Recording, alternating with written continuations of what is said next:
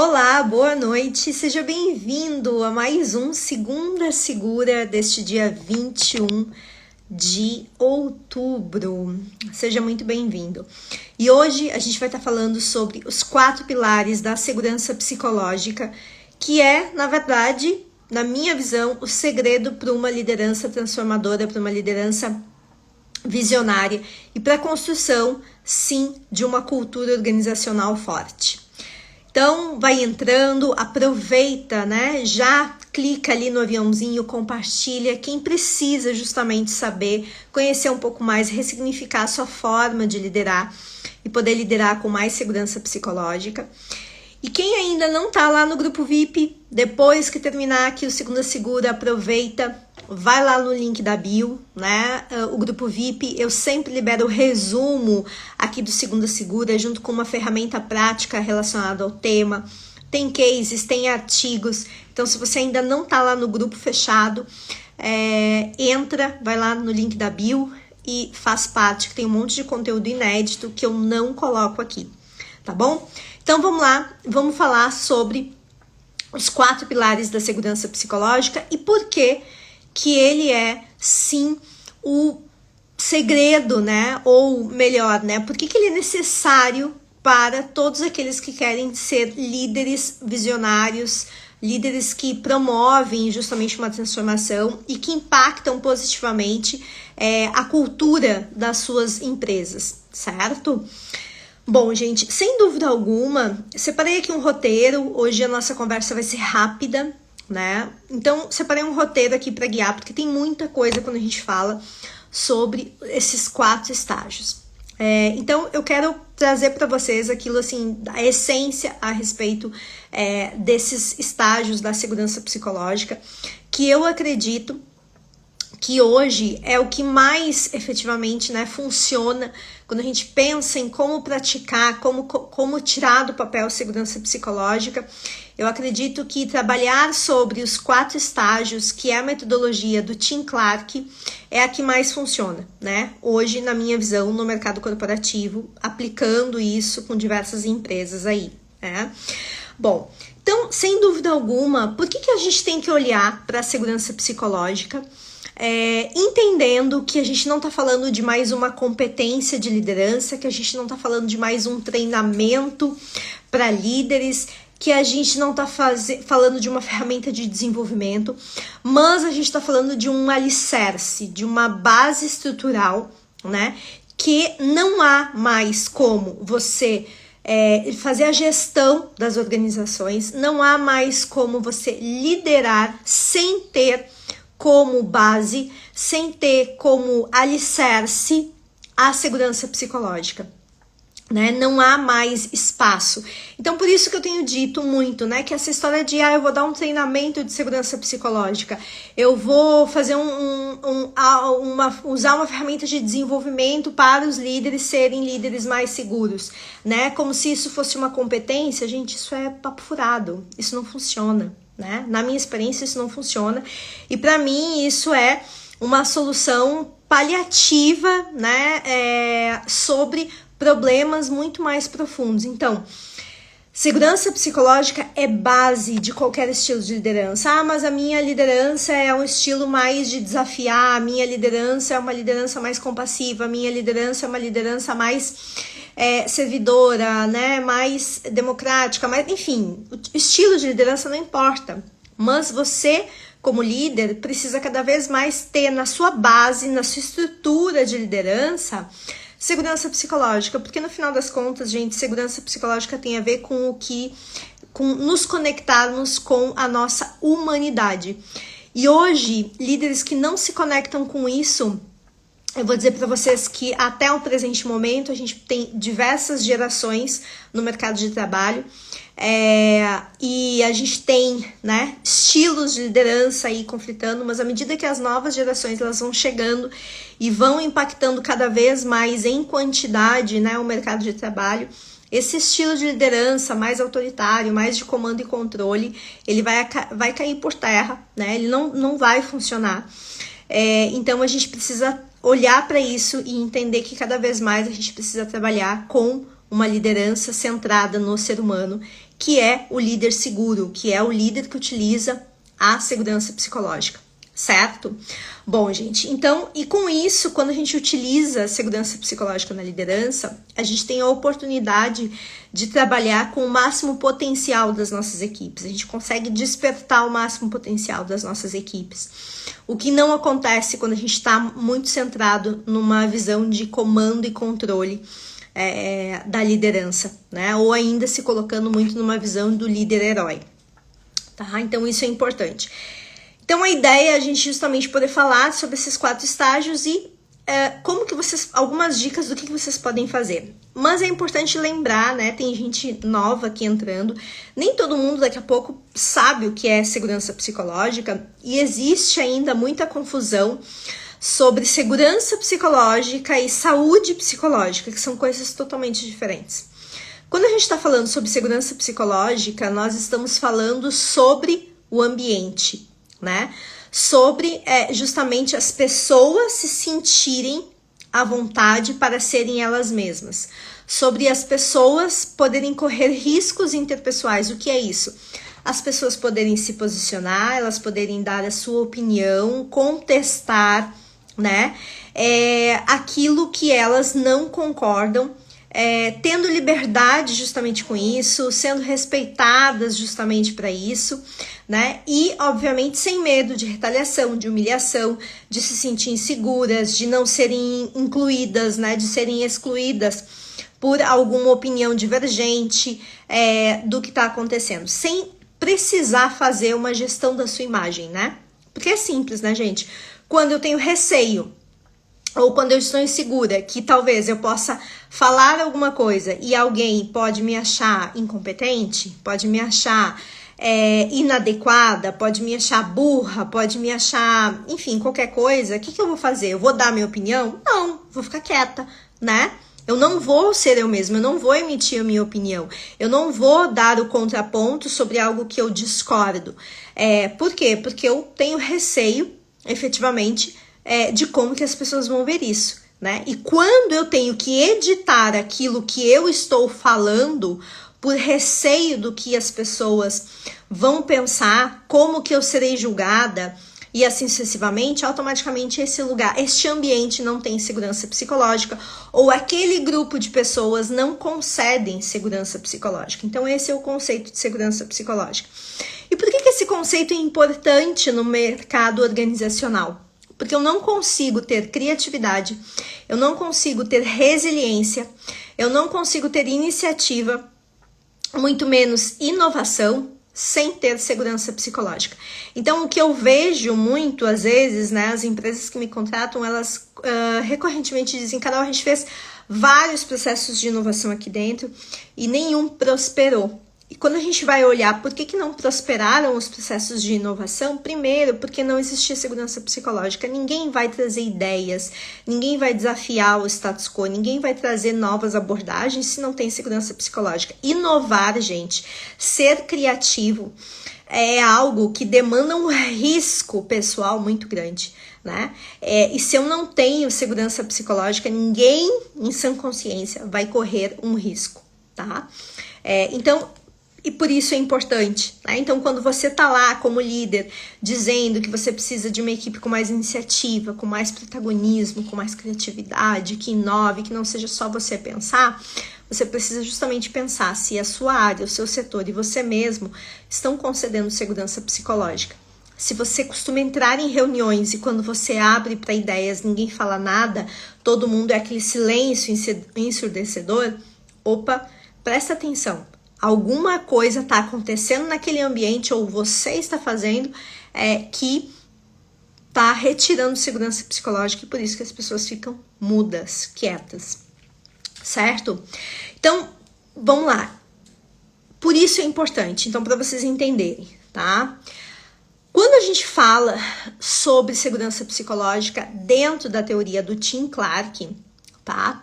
A gente está falando de 4 estágios. E o primeiro deles tem a ver com segurança para incluir, tá? Então, a gente está falando de inclusão, a gente está falando de pertencimento, né? E o que é essa segurança da inclusão? A segurança da inclusão é justamente as pessoas se sentirem parte daquele ambiente, daquele local, daquela organização, daquele grupo. Mas não só se sentirem partes, mas se sentirem seguras, né, de estar naquele ambiente, né, seguras para poder participar daquele ambiente, né, para poder fazer parte daquele grupo em si. Costuma-se dizer que a segurança da inclusão, ela tem a ver com simplesmente, as pessoas deveriam ser incluídas simplesmente pelo fato delas serem humanas, né? Então, assim, ela é um ser humano, ela deveria ser incluída em qualquer grupo, ela deveria fazer parte, ela deveria se sentir parte. Mas a gente sabe que muitas vezes não é assim. Muitas vezes nós temos as nossas preferências, as nossas crenças, nós julgamos a todo momento e muitas vezes a gente concede e retira a segurança psicológica, a segurança da inclusão. A gente diz, você pode pertencer, porque às vezes a pessoa tem características muito parecidas com as minhas, uma história de vida, uma cultura muito parecida, e aquilo que é o diferente eu excluo porque é o diferente, porque eu não sei, porque eu não conheço, porque eu me sinto inseguro. Então a segurança da inclusão justamente é a gente entender que sim, as pessoas podem, né, eu dar acesso a elas, aquele grupo de pessoas, certo? Aquele setor, aquela organização, e elas se sentirem de fato parte daquela organização. Então, eu como líder, né, na questão da segurança para a inclusão, o meu papel na segurança da inclusão é fazer o quê? É garantir que exista sim um ambiente, um clima positivo, né? Um clima positivo onde todas as pessoas se sintam parte daquele lugar, se sintam seguras para participar e respeitadas acima de tudo, né? Então, tenham permissão para participar e se sintam respeitadas. Você como líder, o que você pode fazer a partir da segurança da inclusão, para começar a movimentar? Que tipo de ferramenta você pode utilizar? Por exemplo, quando você se reúne com a sua equipe, você pode fazer os check-ins, né, que vem da metodologia ágil, e começar justamente um ritual, todas as vezes que vocês se reúnem, começar aí com um ritual de check-in, um ritual de acolhimento, um ritual sabendo como que as pessoas estão chegando naquele local. Essa é uma das formas de você trabalhar a segurança da inclusão, que é o primeiro estágio da segurança psicológica. Outra forma que eu selecionei aqui é justamente você trabalhar com círculos de voz. Então, você criar momentos na reunião onde sim, todo mundo precisa falar, dar a sua opinião sobre o que está sendo discutido, né? Mesmo que a pessoa não tenha opinião ali, ok, ela passa a vez, mas trabalhar isso. Então, o que aqui a segurança da inclusão, uma coisa que é importante é criar rituais justamente que celebrem essa participação das pessoas, né? E que celebrem essas diferenças. E como é que você celebra essas diferenças? É dando espaço para que as pessoas possam, de fato, serem ouvidas, né? Então, gente, ser ouvido é uma grande necessidade das pessoas. Eu tava lendo uma pesquisa esses dias que, assim, nós temos uma grande necessidade de pertencimento. Mas essa necessidade de pertencimento, ela só não é mais forte do que a necessidade de ser ouvido, de ser escutado, tá? Então tem muito poder quando a gente cria rituais e garante com que todas as pessoas sejam escutadas, que tenham o seu direito de voz, que sejam ouvidas e assim sucessivamente. Então, primeiro estágio. Segundo estágio da segurança psicológica tem a ver com segurança para aprender. Então a gente está falando do aprendizado. Então pensem o seguinte: a gente tem um primeiro estágio, eu me sinto incluída, eu me sinto parte deste lugar, né? Desta organização, desse setor, desse conjunto de pessoas. Me sinto respeitada por ser quem eu sou, certo?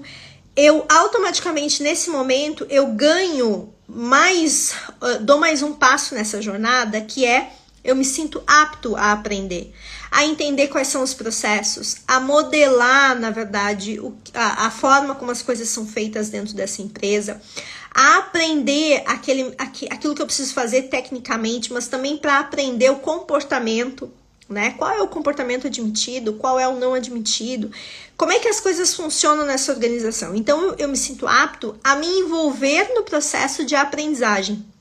Lembrando que quando a gente fala de processo de aprendizagem, a gente está falando de um processo muito mais amplo do que aquele aprendizado técnico, do que a pessoa precisa fazer para o seu trabalho. Mas a gente está falando de um aprendizado com base na forma como as pessoas se relacionam, né, entre elas. O aprendizado inclusive daquilo que não é dito, não está em cartilha nenhuma, não é um conhecimento técnico, mas é a forma como as coisas funcionam dentro daquela organização. Né? O que é aceito, o que não é aceito, então como é que é a gestão de consequências dessa organização. Então, no estágio 2, eu me sinto apto a participar do quê? A participar desse processo complexo de aprendizagem dentro da organização, certo? E é no momento que eu vou ter erros. Por quê? Porque eu vou me envolver no processo e automaticamente eu vou acabar errando. Né? Eu vou cometer erros, por quê? Porque vai ser tentativa e aprendizado, né? E eu sempre digo, não é errando que se aprende, mas sim se tentando que se aprende, né? Então, nesse momento do estágio 2, que é importante justamente de vocês observarem o quê? Que as pessoas elas vão errar e o quanto elas têm suporte para cometer esses erros e o quanto esse suporte permite aprendizados fruto dessas tentativas que elas vão ter nesse processo de aprendizagem. Isso vai dizer se elas vão se fechar e vai ficar aquela equipe super dependente, né, dos líderes, ou se vai ser uma equipe que vai contribuir, vai desafiar o status quo e vai gerar inovação, vai ser uma equipe resiliente, resolutiva, que tem performance, né? Então esse estágio é um estágio bem crítico. E aqui o líder ele precisa incentivar a equipe a pensar diferente, a incentivar a equipe a tentar novas abordagens. Algumas técnicas que podem ser criadas aqui. Quem participa do grupo VIP recebeu, se eu não me engano, umas 3 semanas atrás, eu falei sobre erros, como transformar as falhas em aprendizado, e eu compartilhei com o pessoal lá no grupo VIP uma atividade que poderia ser feita sobre essa questão do erro. Mas aqui eu quero deixar, inclusive, alguma prática que vocês poderiam fazer, por exemplo, café com aprendizados, onde você reúne com a sua equipe para discutir erros e desafios que vocês tiveram na semana ou na quinzena, depende de como é os seus rituais de gestão. Mas o foco não é o erro em si, não é cultuar o erro, mas é entender que aprendizados aquele erro trouxe, né? Os erros que ocorreram na semana. Então é mais ou menos na linha do o que eu aprendi com aquilo que não aconteceu como eu gostaria, né? Com aquilo que não deu certo, por exemplo. Acho que é mais ou menos isso. Outra coisa que eu acho super interessante também é acrescentar nas reuniões o hábito do feedback contínuo, mas algum membro da equipe dar um feedback para algum feito que a pessoa fez. E aí esse feedback ele pode ocorrer de uma forma leve através de uma metodologia ágil, que é o check-out. E tem um check-out que eu gosto muito, que é o que bom, que pena, que tal, né? Que eu acho que é bem legal de utilizar para essa questão, para estímulo, né? De feedback contínuo com a equipe, de como que você pode trabalhar as oportunidades de aprendizagem e o reforço desse reconhecimento e desse aprendizado que pode ser visto dentro da equipe. Já no estágio 3, gente, da segurança psicológica, a gente está falando do quê? A gente está falando de segurança para contribuir. Então, eu me sinto pertencente e incluído naquele grupo, com aquelas pessoas, sinto que posso fazer parte para ser quem eu sou, certo? Posso opinar. Com isso, o que acontece? Eu ganho espaço para me envolver no processo de aprendizagem organizacional de uma forma ampla, né? Seja comportamental, seja técnica, seja cultural, do jeito de fazer daquela organização. E com isso, eu começo, a partir do momento que eu começo a aprender, eu começo a apresentar resultados, certo? Eu começo a me envolver, eu começo a ter mais responsabilidade e eu começo a me mostrar apto a ser responsável pelos resultados. Automaticamente, quando isso começa a acontecer, chega o momento da segurança para contribuir, que é sim uma concessão do líder, tá? E o líder vai dando essa segurança para contribuir à medida que a pessoa vai mostrando que ela está apta a se envolver mais ainda e se responsabilizar mais ainda pelos resultados. Então, a segurança para contribuir é onde a pessoa ganha autonomia. Na verdade, ela não ganha, ela conquista. Então, ela passa pelo estágio 1, ela passa pelo estágio 2 e a partir do estágio 2, ela vai mostrando que ela está apta. Então, ela conquista esse lugar para contribuir, esse lugar de maior autonomia, esse lugar onde ela é responsabilizada pelos resultados, né? Então ela é parte da solução, então ela participa junto, né? Então, ao contrário dos outros dois estágios que a gente tá falando, bom, o primeiro é simplesmente se a pessoa é ser humano, na segunda ela também, né, é vista, ela não precisa de nenhum pré-requisito. Na segurança para contribuir, ela precisa sim de um pré-requisito, que é o quê? Ela mostrar que ela teve resultados na etapa de aprendizagem, que ela é responsável, que os resultados passaram a acontecer, que ela domina o processo, que ela modelou o processo e com isso ela consegue, né? O líder concede segurança para contribuir. O que às vezes acontece aqui?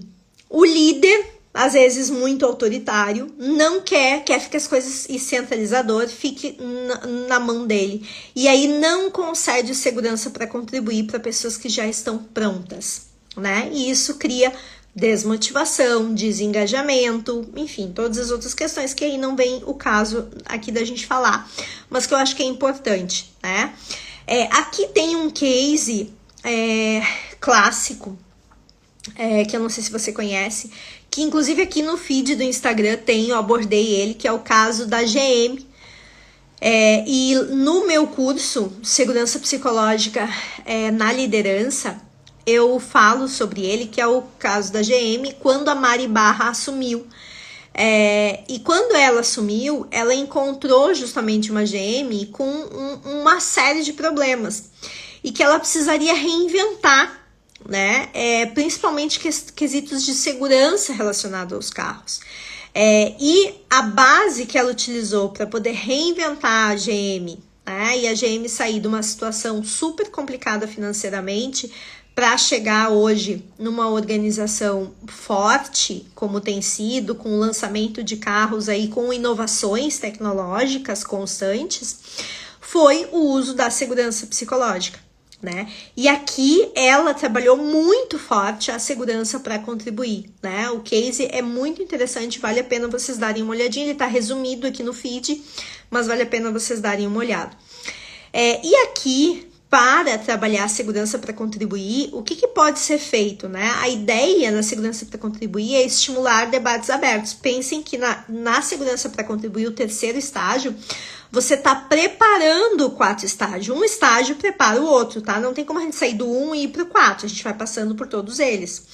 Então, no terceiro estágio, a ideia daqui a pouco você pode fazer rodadas de ideias nas reuniões, separar 15 minutos de uma reunião, rodadas de ideias, põe o problema na mesa, põe o desafio na mesa, as pessoas, e vai fazendo um momento de fala onde as pessoas vão contribuindo com ideias e não é permitido julgar, não é permitido taxar as ideias, simplesmente uma questão de ideias livres, né? Outra questão que eu gosto muito e tem tido uma super assertividade nas empresas que eu trabalho, implantando processos de segurança psicológica, tem a ver com a criação de projetos pilotos. Então, assim, pegue algo, um desafio, algo que você quer desenvolver, e daqui a pouco dá para essa equipe fazer, né? Pensa assim, monta esse projeto, né? Cria um experimento para aquele problema, para solucionar aquele problema, né? E dê liberdade para que a equipe possa pensar sobre aquilo. Também é uma outra forma de fazer acontecer, né? Então, para quê? Para que você possa trabalhar muito bem a segurança para contribuir. Então, concedemos segurança para pertencer, para incluir, segurança para aprender, trabalhamos segurança para contribuir, vem agora o último estágio que tem a ver com a segurança para desafiar o status quo. E aqui, gente, é o quanto as pessoas têm liberdade para questionar as decisões, para propor mudanças, para questionar aquilo que elas não concordam, né? E esse momento, tanto é que a gente só diz que só vai existir inovação nas empresas quando as pessoas tiverem condições de questionar o status quo, né? De questionar mudanças, de questionar decisões. É só aí. Esse momento do desafiar o status quo é um momento que envolve um grande risco pessoal, né? Porque eu tenho que ir contra a maré. Eu tenho que, talvez, ser aquela única pessoa que talvez numa reunião vai levantar a voz e vai dizer: pois é, mas vocês já olharam por esse ângulo? Ou eu não concordo com isso, por aquilo, por aquele outro, né? Eu vou ser o contra. E isso, se eu não tenho segurança psicológica, a todo momento eu vou ter que gerenciar muito a minha imagem e automaticamente é fácil eu cair no lugar de deixa pra lá, não vou falar nada, né? Então, aqui, o que é interessante, né? Você pode criar sessões de desafios, né? Com a sua equipe. Como que funciona, né, uma sessão de desafio com a sua equipe? Você pode justamente criar um momento onde você coloca qual é o desafio, qual é a situação, né, que a organização está vivendo, e a ideia é que cada um possa fazer uma pergunta desafiadora sobre aquela problemática, aquele desafio em si, né? Ou um projeto, enfim, cada um vai trazendo a ideia, fazer perguntas que instiguem, perguntas que tirem o projeto do comum, enfim. Outra questão você também pode criar, dentro dessas sessões de desafios, pode ser também um momento onde você reúne a equipe mensalmente, quinzenalmente, para que vocês possam criticar, né, modelos, abordagens, processos. A ideia é olhar como melhorar. Então, a ideia não é dizer que tá tudo ótimo, tudo bom, mas é como pode melhorar, né? Então, fazer isso também é uma outra forma, né? Então, a ideia é só olhar como pode melhorar. Isso faz com que a gente force a forma de pensar, né? O mindset, para que a gente amplie a nossa visão para outros horizontes além daquilo que está acontecendo. Ah, mas tá tudo funcionando bem, tá tudo fluindo, ok, mas eu quero ver esse processo de uma outra forma. Então, você pode criar uma sessão de desafios para análise de processo. Como a gente pode fazer diferente? Então, essas são algumas, vamos pensar assim, algumas formas que eu queria deixar para vocês pensarem sobre como você pode utilizar, né, em cada estágio da segurança psicológica, o que você como líder pode fazer para efetivamente desenvolver essa liderança segura, que automaticamente vai ser um líder mais transformador, um líder visionário, mas também um líder que contribui para a criação de uma cultura forte e resiliente. Então, os 4 estágios da segurança psicológica, né, sendo utilizados, eles vão fortalecer a cultura da sua empresa e, sem dúvida alguma, vão te colocar num outro nível de liderança, né? Uma liderança que sim é produtiva, entrega resultados, mas é uma liderança que trabalha a humanidade das pessoas e com isso desperta o máximo potencial dessa equipe, porque sem dúvida alguma, sem segurança psicológica, a gente sempre vai ter resultados e equipes com seu potencial limitado. A gente sempre vai ter isso, né? A gente sempre vai ter uma certa limitação. Então, gente, o que eu queria trazer para vocês é justamente isso, uma forma prática de vocês aplicarem esses 4 estágios, certo? E se fez sentido para vocês, não esquece de compartilhar essa segunda segura de hoje. Amanhã, lá no Grupo VIP, vai resumo, né, sobre os principais pontos-chave dessa segunda segura, junto com uma ferramenta prática para quem está no Grupo VIP possa utilizar e praticar o que a gente viu aqui na teoria, colocar em prática com as suas equipes e nas suas empresas, certo?